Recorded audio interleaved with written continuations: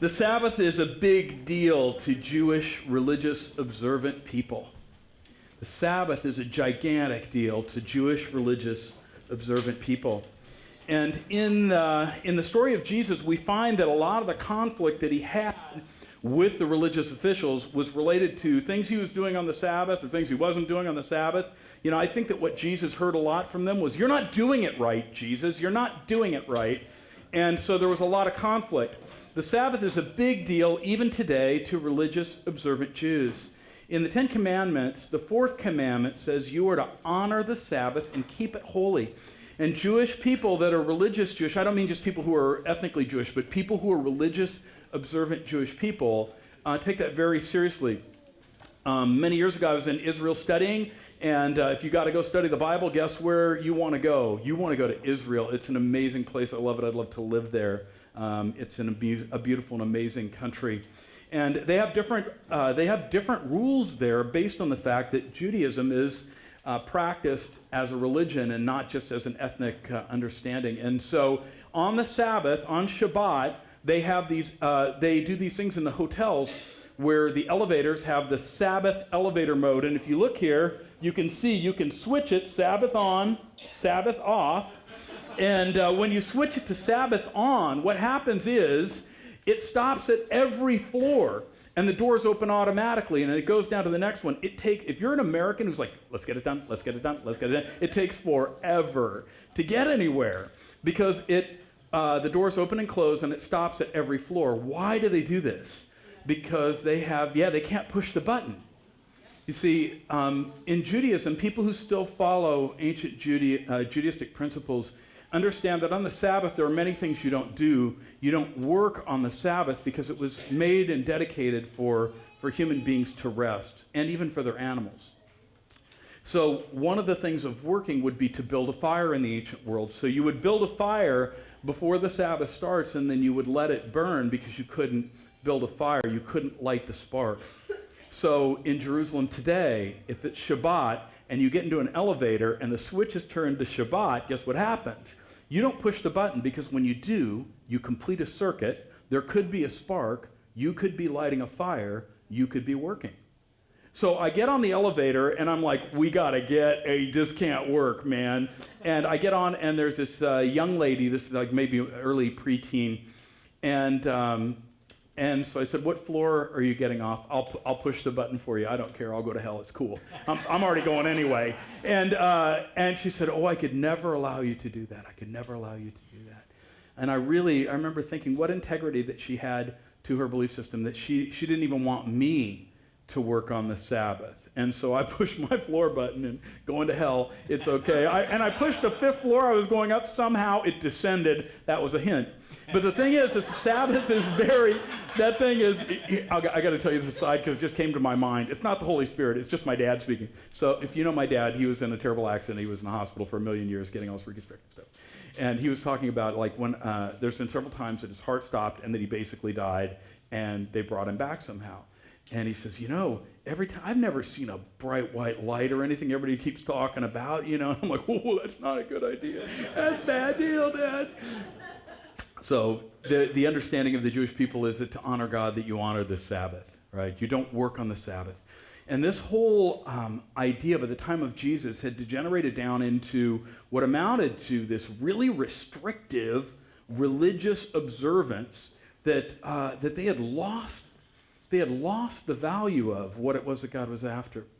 So you see, the fourth commandment in the Old Testament, the fourth commandment was observe the Sabbath. Don't do any work, not your children, not your animals, not those who are your servants, not people who are aliens that have come from another country. He goes, rest. In Exodus 23, God tells Moses, I want to expand a little more on this idea. He says, 6 days you do your work, but on the seventh day, do not work. And listen to this. In the ancient world, do you think they had a day off? They didn't have days off. If you were a slave or a servant, do you think you had a day off? Absolutely not. If you were a working animal, do you think you had a day off? Absolutely not. No one in the ancient world said, "Hey, let's take a day to chill." So God says, look, I don't want you to work on the seventh day so that your ox and your donkey may rest. Your animals may even have a rest and a Sabbath. It's part of God's plan and his rhythm. And the slave that's born in your household, and the alien as well, that they may be refreshed. There's this idea that God said, I want you to trust me. One day a week, you can stop trying to produce and work and stress and rush, and I want you to trust me for that there will be enough for tomorrow, and let even your animals rest. Do not run yourself into the ground. And so he gives them this as a command, and the Israeli people, a religious observing Jewish people to this day, they still see this as a law and a rule, and in many ways their communities benefit from this enforced rule. But by the time of Jesus, if you were with us the last few weeks, you know that their religious thing had degenerated down into these things that God had given them as a gift, a good gift for themselves and for their culture and their world. He had given to them, but they had taken it and they'd like re-juxtaposed, and it became this, like, it was like a whip. Here's what you do and here's what you don't do, and you're not doing good enough. And religion does that. Religion tends to say, here are the things you got to do and here's all the things you don't do, and you got to stand on this narrow line, and we're watching you, right? We're watching you. And that's what was happening to Jesus, because Jesus was like, oh, phooey, man, you guys have got it all wrong. You took something that was good and you made it into rules to constrict, to take away the freedom of people that God wanted to give to them, and so I'm not obeying your rules, and it caused great conflict. And last week we talked about the fact that Jesus' disciples were not fasting twice a week, Monday and Thursday, because that's what the rabbis did. He was not doing that, and he was hanging out with all the wrong people, right, at parties and inviting, he was touching sick people, he was healing people, and everybody's like, this guy is out of control. Now, you need to know that we're at Luke chapter 6. This is still during the first year of Jesus' ministry. It's probably coming to the close of that first year. By this time, crowds are following him. They're getting larger and larger because he's healing people, and not just because he's doing stuff for them, but because he's saying something different. And what he's saying is, I know what you've heard. I know all the burden that you carry. That's not what the Father has designed for you. They're wrong. When they say, I'm not doing it right, they're not doing it right. Listen to me, trust me. And people saw the goodness and the love and compassion of Jesus. And as a result, people were drawn to him. And as people were drawn to him, the religious officials who had taken what God had planned for good for people and made it into a scourge and a cage for them, they didn't like it. They didn't like it. So they started coming, and by this time, you have people coming from all around the Galilee region, that big lake that we see pictures of all the time. Jesus lived around there. A lot of the religious leaders lived there, and they would go and do their duty once in a while when they were on duty in Jerusalem. So they were coming from all around those towns, but also from Jerusalem and everywhere, because they were concerned now that this guy was misleading people. He was taking them away from the purity of their very legalistic, rigid religion that they had kind of concocted out of the Old Testament. And last week they said, you're not fasting right, and you hang out with the wrong people.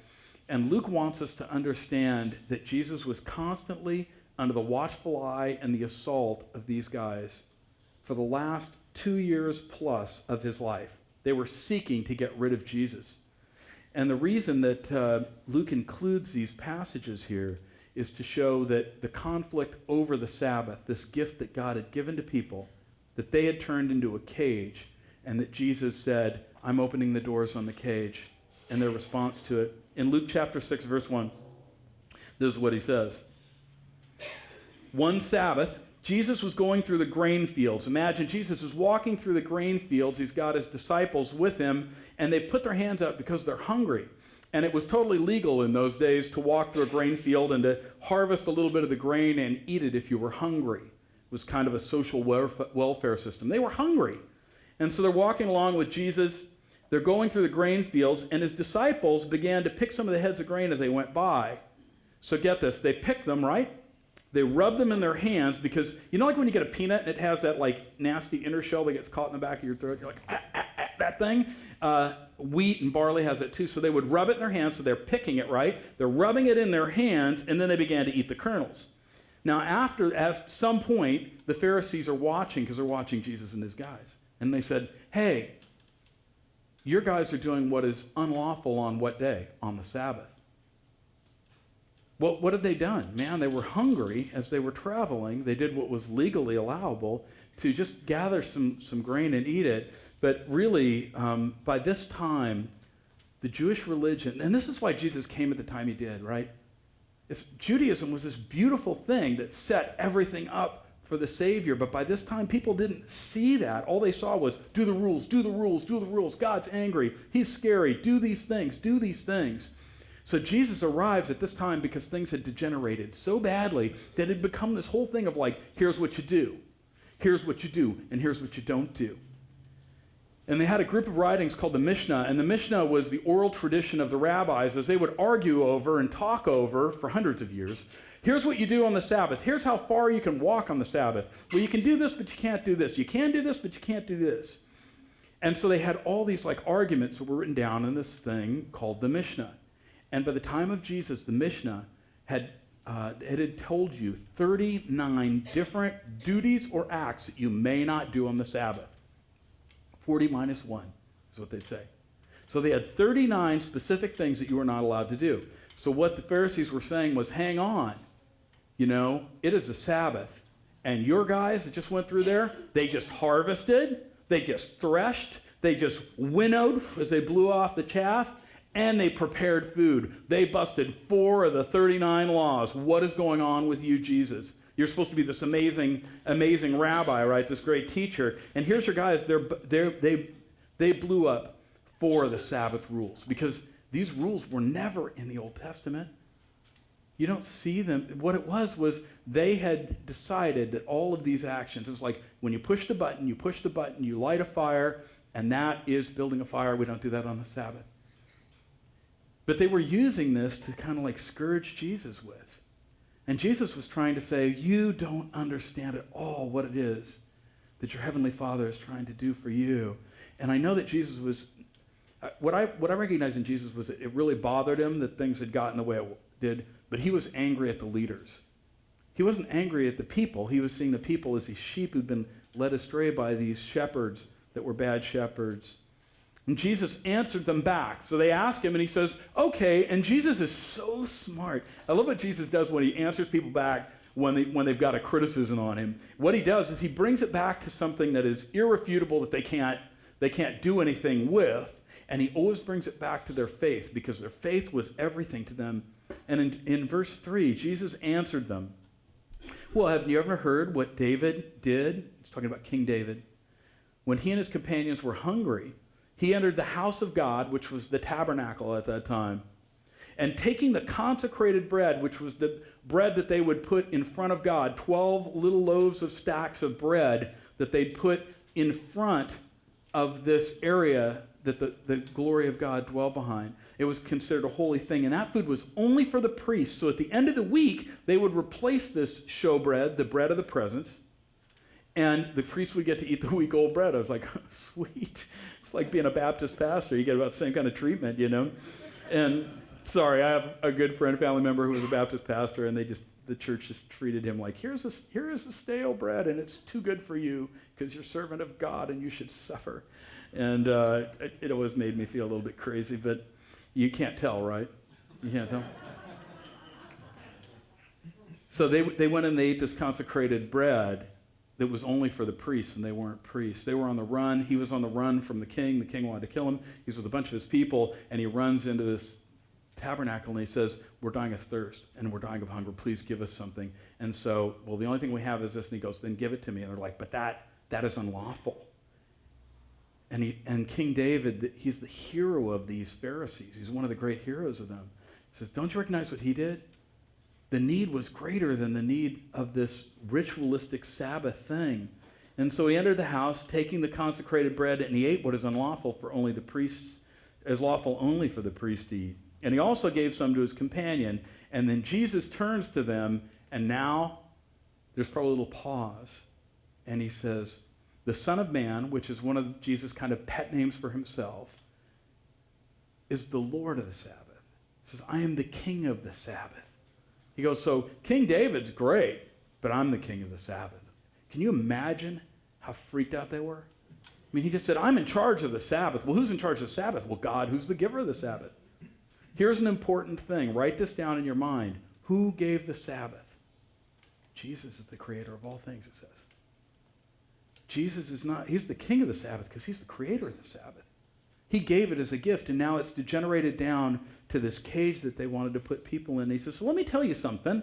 You know, when you look at your history, I want you to recognize that this law was broken by one of your heroes. And he goes, but I'm going to take it a step further. I'm greater than the king of Israel. I am the king of the Sabbath. Man, they freaked out. It was blasphemy. Now, Luke doesn't record what happened next, and if you want to read about what this thing with King David, it's 1 Samuel chapter 21. But Luke doesn't say anything more about what happens here, but he lays out another one next to it. He goes, on another Sabbath. So you can see what he's doing. He's trying to point out that Jesus basically was a Sabbath breaker, and he was realigning them with regards to this area of conflict. And in Luke 6:6, it says, on another Sabbath, he went into the synagogue, because that's what they did on the Sabbath, and he was teaching. That was his practice, right? He would go to the synagogue. He was a revered teacher. People would pack in. You know, he was like Jesus Christ, superstar Christian celebrity, and people were packing in to hear him. And now the Pharisees were coming, but they weren't coming because they in general wanted to know about what Jesus said. They were coming because they wanted to find some way to trap him, to discredit him. You know, it's so funny because if you don't know a lot about Jesus, you just think about Jesus as teaching all these wonderful things, and then people went, oh, that's wonderful, and then somehow or other he gets killed at the end. You don't recognize that his whole life was one of being under the pressure and the scrutiny of all the people who were in charge and who were revered by the community as being the religious leaders. But they were absolutely... Have you ever had somebody who's just really trying to wreck you? Just chasing you to try to mess you up and make it hard? Maybe you were in junior high school, you know? Maybe you work at a place. This is what Jesus lived under. On another Sabbath, he went to the synagogue. He was teaching. Now, there's a man there whose right hand was shriveled. And in the ancient world, the right hand was considered your good hand. It was the important hand. And Luke's drawing attention here. He goes, here's this guy whose life has been wrecked because his right hand, his best hand, his power hand, his working hand was withered. And he evidently had been born with some kind of something that had made his hand not functional. And it says the Pharisees and the teachers of the law were there looking for a reason to accuse Jesus. Why were they there? They were there looking for a reason because they knew what he was doing on the Sabbath. People were coming to him, and they were messed up, and they had all these sicknesses, and they would come find him on the Sabbath. You knew where he would be. He'd be in the synagogue teaching. So they would come to Jesus, and Jesus, as a man of compassion and as the great example of what God the Father is like, would compassionately heal people. That was evidently connected to one of these 39 rules in the Mishnah that you do not do on the Sabbath. You don't heal on the Sabbath. It was evidently they considered it working. It says they were looking for a reason to accuse Jesus, so they watched him closely, specifically to see if he was going to heal on the Sabbath. And Jesus is aware of this. He understands what's going on. I don't know if he understands this supernaturally at this point, but it's pretty obvious these guys are his enemies, and they're coming looking for a reason. But Jesus knew what they were thinking, and he said to the man with the shriveled hand, this is in verse 8, "Get up and stand in front of everyone." So he got up and he stood there. So Jesus calls this guy out and he says, hey, sir, I want to help you, but I want you to come up here and stand in front of everybody. When he knew full well what they were doing, they were there, and he just wanted to make sure that they saw it. Now, it is very easy to read these kinds of stories in the Bible and to become very familiar with the ideas like, well, Jesus healed him, you know, and all that, and to become very theological and to miss the heart of God and the heart of what Jesus is trying to bring into into his word. Is, you know, just think about it. If you had something that really was a debilitating problem, this debilitating problem really affected every day of your life, this would be his story. This man, we're going to call him Irving. Irving's story, fine old Jewish name, maybe, I don't know. Irving's story is that he is a guy who is going to the synagogue, he's obeying the Sabbath rules, but he's got this hand that does not function. And we take things like our hands for granted, And I know that because my father doesn't have hands. And those of you who've met my dad know that he has mechanical hooks. He was in a fire. He lost both his arms. And I know that for my dad, there's many things that are very, very hard to do. Having no hands is a significant deal. There are things like my dad can't, since he can't see very well and he can't feel because he has metallic hooks, there are things like he cannot unzip the little, the little tiny zipper tab on blue jeans that you just reach down and you grab when you got to go to the bathroom, or just, maybe you just like to play with your zipper. I don't know what your deal is. But you know what? When you have hooks and you can't feel them, and maybe you just had some fried chicken, so you got grease on your metal hooks, that, anytime we would have greasy food and we would go out to eat, my dad would get greasy hooks. We'd go to the bathroom, and I'd always go with him in case he had, needed help. And it would always be a thing where he could not, I can't, first of all, I can't find the tab. When he could, it would slip off because of greasy hooks. And you've heard me say this before. If you have a handicapped father and you have to help him unzip his pants in a public restroom where there's nobody in, the minute you touch a person's fly, the door will open up. Every single time, right? But my dad, everything, like he can't unzip his own pants. He cannot turn on a light bulb. Putting in a light bulb is like a 3-hour task. You know why? Because he can't do this. So think about this man. Think about Irving. Has his life, it's his right hand, his good hand. Can you imagine all the things that he couldn't do well? And in those days, when that happened to you, people thought it's because your parents sinned or you sinned, so you're already being damned by God because you've got this hand that doesn't work. And we can get really into this whole theology of what's going on here with the Sabbath, and do we do the Sabbath or not? And it's very important, but what's happening here is there's a real-life guy named Irving, or something, and Irving cannot pull down the zipper of his blue jeans. He can't put in a light bulb. People wonder what's wrong with him that God would curse him in this way. And so Jesus calls Irving up and he goes, stand up here in front of everybody. And if we were to continue with what Luke has to say here, we would find out that Jesus heals him and that it causes some problems with the Pharisees. But what I want to do is I want to take a tiny aside, and I want to help you understand a principle you may already be familiar with, but you may not practice enough. Or you may be newer to the Bible and not be as familiar with this principle. And the principle is the idea of looking at things in the Bible and saying, are there other places that speak about this? And there are 4 Gospels, or 4 recordings of the life of Jesus in your New Testament. They're Matthew, Mark, Luke, and John.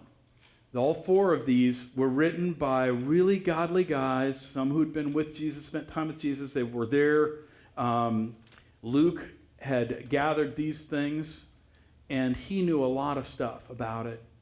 But Matthew, if you remember from a few weeks ago, Levi, the tax collector, remember, he wrote one of these Gospels too. This guy who was like the scummy bad guy that Jesus said, I love you, come and follow me. Levi wrote one too. Now, Levi was here. He saw this happen, and Levi has a couple little things he wants to add, Matthew. Mark, he also adds some things, and these first 3 Gospels are sometimes called the Synoptic Gospels. It's 2 Greek words that became 2 Latin words, optic and syn, those S-Y-N, those words together mean to see together with greater clarity. These Synoptic Gospels, each one sometimes adds little details that you don't see. He had something that really mattered to him or that God put on his heart when he wrote his. So Matthew, Mark, and Luke, all 3 share very many of these same incidents in the life of Jesus, but sometimes they'll record extra things. And in this passage, I wanted to bring it to your mind and to your attention that when you read something about the life of Jesus, you should always go look, even in John, because he records some similar ones too, and say, what do they all say? Because to see them together synoptically gives you a better viewpoint.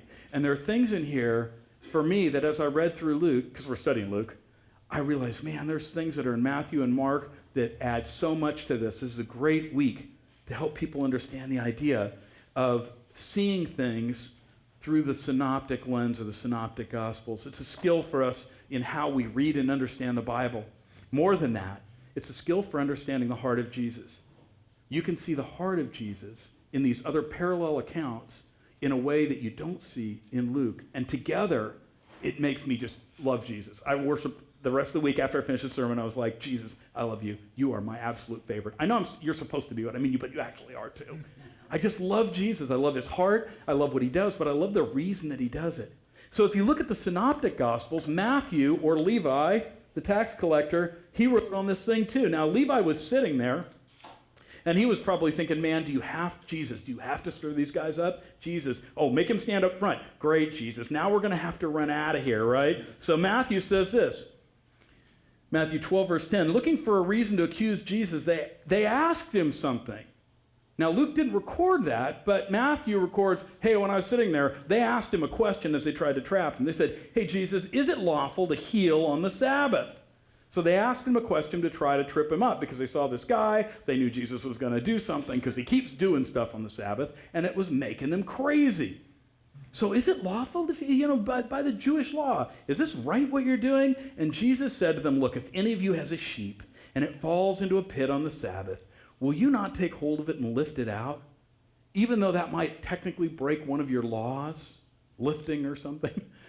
Because, if you had a sheep, it's just an animal, and it fell into a pit, would you not take it out?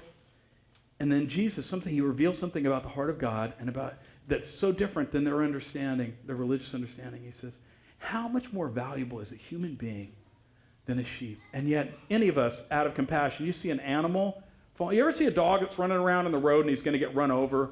Are you one of those people who tries to run him over? Because if you are, I'm the other type, the one that wants to run you over if you do. No, I love dogs. I like them more than people. If we had a church full of dogs, I'd be totally stoked. Probably couldn't meet in a restaurant, I don't know, Board of Health. But, I love dogs. And if I see a dog and he's running around, I guarantee you I'm going to stop and try to help him. It's just an animal, but an animal has value to God. Remember, the Sabbath was even to give the animals rest. God is different than the way so many people see him. And he says, look, even though a sheep is just an animal, it has value enough that you would help it. This person, Irving, he can't turn a light bulb. He cannot pull down the zipper on his pants. People misunderstand and think he's done something wrong. He's a real live human being. And all you guys want to know is you want to know if you can try to trip me up about your rules and how you've degenerated what God has put out in front of us. It says, how much more valuable is a human being? And it's not talking about a male here. It uses the word for human being. He goes, a sheep is valuable. How much more valuable is a human being? And what he's doing is he's accusing them of not caring about Irving and the pain of Irving's life because they didn't care about him. They were using him. Jesus says, therefore, here's what's lawful. It's lawful to do good on the Sabbath. It was never meant to be a cage to put you in. It is lawful and it is right, regardless of what your 39 Mishnah rules are. If you look at another synoptic gospel in Mark chapter 2, this is at verse 5, it gives some insight into how Jesus is feeling that Luke and Matthew don't put in. Mark says, he looked around at them, these Pharisees that were waiting to trap him, asking him questions to trick him, and he is angry. Right? Jesus is angry, and it's funny because he's not angry that they're trying to trap him. He's not angry that they've been following him around, just making his life a living hell. I got to tell you, if it was me, I'd be angry at them. I'd be going, you know what? In the name of Jesus, I just want to give you a holy throat punch. Knock it off. Leave me alone. Quit hounding me. Or worse yet, keep bugging me. I'll send my wife over there because Andrea will not, don't say mean things about me to Andrea, just so you know, man. She's really all sweet till she slaps you. And she's very sweet. She's very sweet. But you know what? She's defensive about me and wants to protect me. And Jesus is such what I want to be because he's not mad that they're hounding him. He's not mad that they're trying to trip him up. He's mad that they don't care about Irving. They can't see the need in their midst. All they can think of is the rules and the religion, and you're not doing it right, and we're trying to keep control over people. And Jesus is saying, I came to set people free. This guy needs freedom, and you don't get it. And they're the religious officials. They should get it more than anybody. And he's really ticked off about it. So it says he looks around at them in anger and then deeply distressed at their stubborn hearts. What is distressing him? He's deeply moved by the fact they don't care. This is a human being. He is valuable to God. He has a need. He has the ability to be healed now, and all you care about is trying to trip me up because I'm messing with your rules, because I opened the door on your cage. And this is what makes me love Jesus. And he says, stretch out your hand. And Irving gets up and he stretches out his hand. Now, if you've been around the Bible a lot, you just go, okay, now what's going to happen? They're going to get mad at Jesus. There's going to be this, confrontation about the whole thing and all that. And there is. So Luke tells them, or Matthew and Mark tell us that he's distressed. He's angry at them. They don't get it. The compassion of Jesus is shown in this thing. It's like, you don't get this guy has need? He goes, come up here, Irving. And Irving comes up and he says, now stretch out your hand in front of everybody. I want everybody to see this. And Jesus evidently just says something about him being healed. Now we go back to Luke from the Synoptic Gospels, back into Luke 6, verse 10. It says, he looked around at all of them and he said to the man, stretch out your hand. And as he did so, the man's hand was completely restored.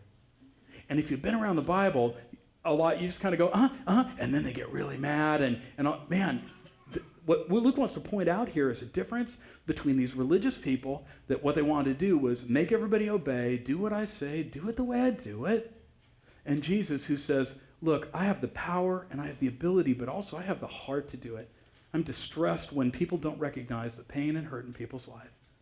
And Jesus reveals himself as the healer, And it's funny because if you think about this story, if Irving was telling the story, would be very different. It would be very different because he had experienced the power and the healing of God. They don't give all the details here. All he does is stretches out his hand, and it says here that his hand was completely restored. That means whatever was wrong with it corrected. I was thinking about this on the way in. I thought, you know what? This is what I think of. I go, oh, his hand was completely restored. And it was like this. See if I can make it work. And then there was a fight with Jesus and the Pharisees, right? Jesus kicks him and gets No, Jesus didn't do that. I'm just kidding. But I think that's the way we read the Bible, right? It's like there's this beautiful son. He's healed. Okay, now let's get on with it. Man, this guy's life was, I'm sure there wasn't that sound, but maybe there was a sound of like cartilage popping and some other cool body noises that went on with it. But I guarantee you that guy didn't go home going, yes, I've been thinking about the Sabbath. He was like, I got a hand. He went home and he unscrewed every light bulb and then screwed it back in just because he could do it. He went home and he put on his 501s and he buttoned them and unbuttoned them a whole bunch of times because he could do it. His life was revolutionized by Jesus, and we can miss Jesus in the midst of all these theological discussions, and that's exactly what had happened here. And Jesus is saying, man, I want to reveal to you not the constrictions of a set of rules and religion, but I want to reveal to you my heart for human beings. People have value. They have dignity. I can do something about this situation, and so I want to. And it made him crazy that the religious officials did not understand it. So it created a problem, and we find in verse 11 that they were furious and began to discuss with one another what they might do to Jesus. The Greek word here for furious means they were out of their heads. Jesus just did it in their face, and they were like freaked out, and they lost it, and they started yelling because all they could see, they could not see the man, they could not see Jesus, they could not see the healing, they could not see the truth of God's love and reaching arms for people. All they could see was, this is their posture, right? And Jesus' posture is like this. And all they could see was that Jesus was breaking their rules. It says that they were furious. And if you go to another synoptic gospel, if you go to Mark, Mark gives a little bit more. In verse 6 of chapter 2, Mark records this. Now the Pharisees went out and began to plot with the Herodians how they might kill Jesus. Do you see the benefit in looking at the other passages? Luke leaves it at this. They went out to figure out what to do about Jesus. Well, what Mark says is they went to the people that were behind the Herod kings who were overseeing things, and they began a plot. This is 2 years before Jesus was killed. 2 years and maybe change. They were already plotting to murder Jesus, and they wanted to use the sympathizers of the Romans to do it. And it's interesting because Jesus wasn't angry about that. And he wasn't angry that they were trying to trick him and pursue him and call him out in a public setting. He was angry that they didn't care, that God wanted to give a gift of healing and goodness and wholeness to this human being, and that they were leading people into this place that this very good thing that God had given them, the Sabbath, had become one of the greatest constrictions on the life of the people. Remember, we read at the beginning out of the book of Exodus that God gave the Sabbath to human beings that their animals might rest, that their servants might rest, that people who were aliens, that doesn't mean people from space, by the way. I imagine some people are going to go, see, aliens in the Bible. No, it's talking about people who are from Syria or Egypt. He said, even them, he's like, don't work. Don't have people come from someone else and work them. He says, for everyone, let us have this gift of restedness and peace in our life. And he made it one of the commandments, and they had taken that thing to be a constriction, and Jesus wanted to set them free. You know, there's one other thing that Mark shares, actually. This whole thing is about the Sabbath, right? It starts on the Sabbath. These two conflicts that happen on the Sabbath day, and these religious people, how they were aligned with the Sabbath and the rules that they had. Mark shares one more snippet that the other two guys don't share in this story. Some words of Jesus, and it's in Mark 2, 27 and 28. And Jesus said to them, the Sabbath was made for man, not the man for the Sabbath. And he said, so the Son of Man, I am the King of the Sabbath. And Jesus is the King of the Sabbath because, as I said, he is the one who designed it. Why did it say that he gave it to us in Exodus?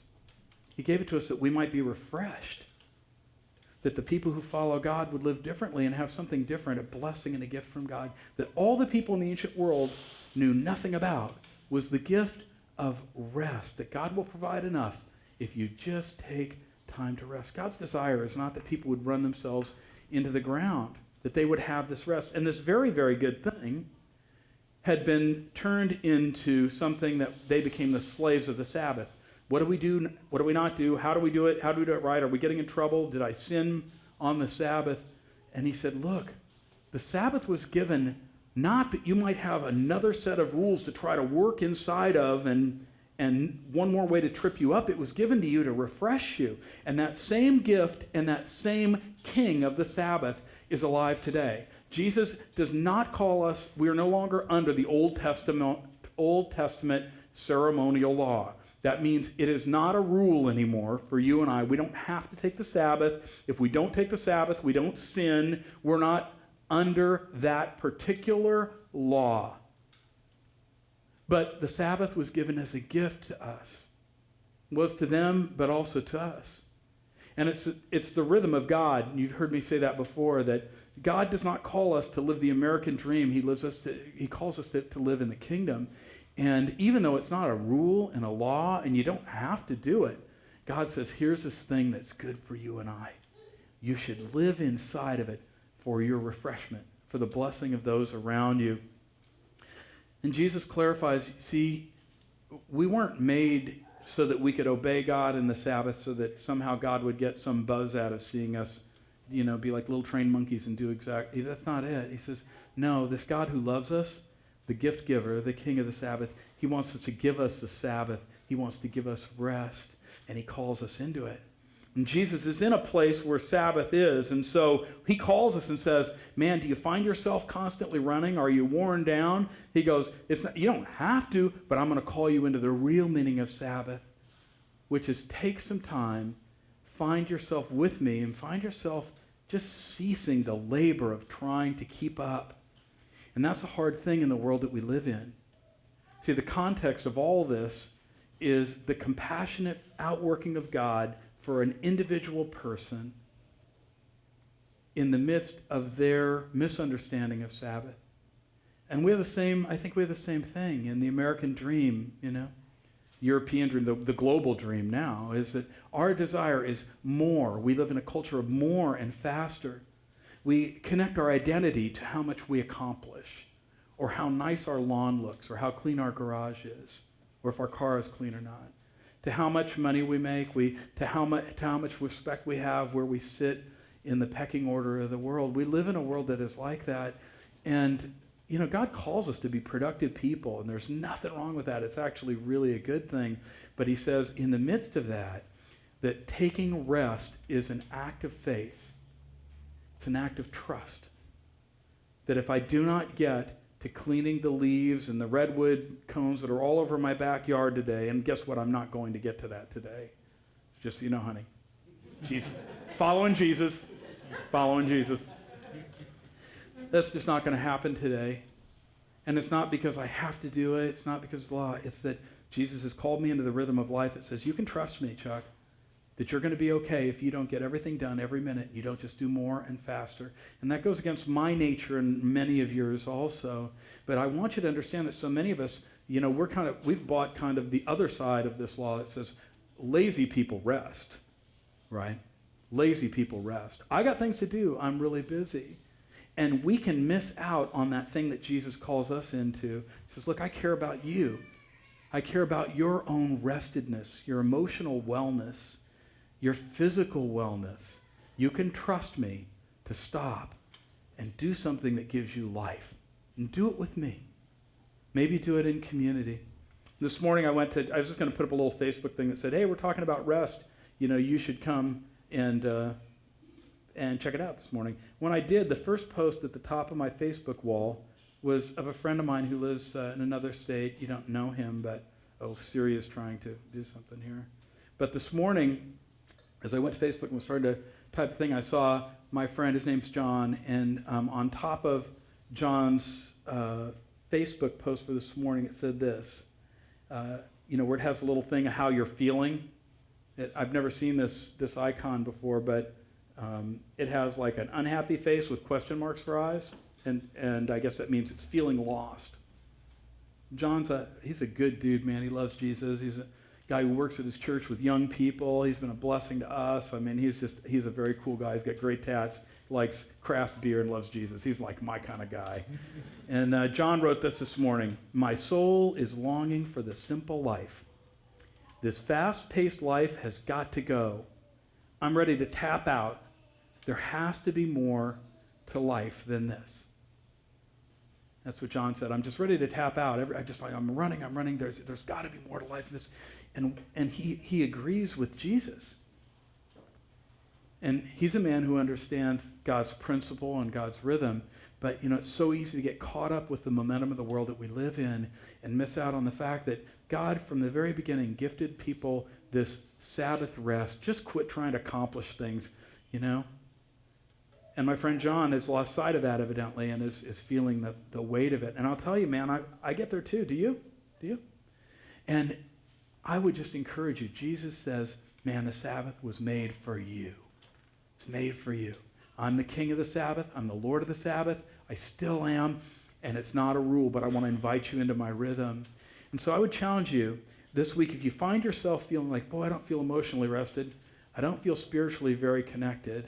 I feel physically just tired. I feel sad. I'm running. I feel like I just want to tap out. If you're feeling that, then I would just challenge you and encourage you that an application of this is to recognize Jesus cares about you and I. And ministry people need to figure this out maybe as much as anybody is. They just run, try to be everything to everybody. And you know what? And sometimes they're really in a place where Jesus is saying, look, I care about you too. And you are broken and tired. So join me. I made this for you. So here's my challenge to you this week. I challenge you to take a Sabbath. You don't have to take it on Saturday like the Jewish people do, or the Seventh-day Adventists. You don't have to do it on Saturday. You don't have to do it on Sunday. You don't even have to do it on one particular day. This week I did it because I felt the need. And on Friday, part of my day was a Sabbath. I sat in my yard. I smoked a cigar. I listened to an audiobook, really good audiobook. And then I was interrupted by some urgent ministry needs. And that was the end of my Sabbath. And I kind of left, shaking my cigar in my hand. And so yesterday, tried again. And Andrew and I got in our truck, and we threw a bunch of pillows in there, and we went down to Davenport Landing, and we backed our truck up where you could see the water, and we ate a Subway sandwich, and we tried to take a nap, which didn't work out very good. We were like trying to sleep. It's not really very comfortable in the bed of the truck. Seemed pretty cool, but we're 50s, so you can't do that anymore. But you know what? We drove home the long way. Didn't try to get home fast to do more stuff. Drove home the long way. through the redwoods. And man, I'm a better person today because of it. And I have stuff I should do, but I challenge myself to do it. So I would challenge you this week, if you feel fatigued, I want to challenge you to take Jesus up on his offer. He holds out a gift and he says, here's the gift. Here's the gift. But for a gift to be of any use to us, we have to receive it. So I'm not guilting you, but I'm just encouraging like Jesus did. Man, do you want to be healed? Do you want to be whole? You want to be rested? Come get it. Have you ever had UPS leave something on your door as a little tag said, we missed you, sorry you weren't here, so you got to come down to the receiving office to get your gift? It's like that. If you feel tired and you go, oh man, I'm so tired, yeah, I can resonate with that, but you're not going to do anything about it, recognize it's like getting the little tag from UPS and knowing that you need to go get the gift, but you are not going to motivate down there and do it. So I challenge you right now. I challenge you. Oh, I challenge you to do it in the name of Jesus. I challenge you right now to pick a day this week that you could take a day or even a half day off. I challenge you right now. Think of what day, if you had to. Saturday, Sunday, Friday after work, that you could just have day. Okay, I challenge you to think about that. I challenge you to turn off all the screens in your life because they will disrupt your Sabbath. Ooh, that's getting hard now. I challenge you. It's not a law, it's a challenge. And I challenge you to do something that will give you rest and joy. Do it with Jesus. Maybe do it in community.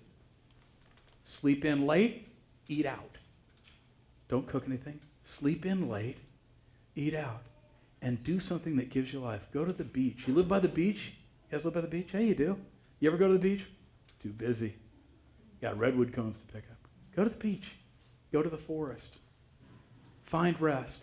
Try to establish the rhythm of God in your life, and I will do the same because I want the gift of the Sabbath. Let's pray and invite the band to come up. Jesus, we thank you that you really are a good God. You are not a demanding and a harsh God. You desire to give us rest, to help us find wholeness. You care about us. You're not behind us driving us. You're in front of us leading us. And where you lead us is into Sabbath, into times of rest. And so, God, I pray, and I pray for John this morning as I think of him, Lord. I pray that he would just go down to the UPS office and pick up the gift that you've given him but that he hasn't received yet. And that he would find rest, that he'd go hunting with his dog. Even today, Lord, I pray that he and Remy go hunting. I know that gives him peace. And Lord, I pray that you'd help us to be people who receive, that we're healthy, whole people spiritually, and that we live a more rested life than the people around us.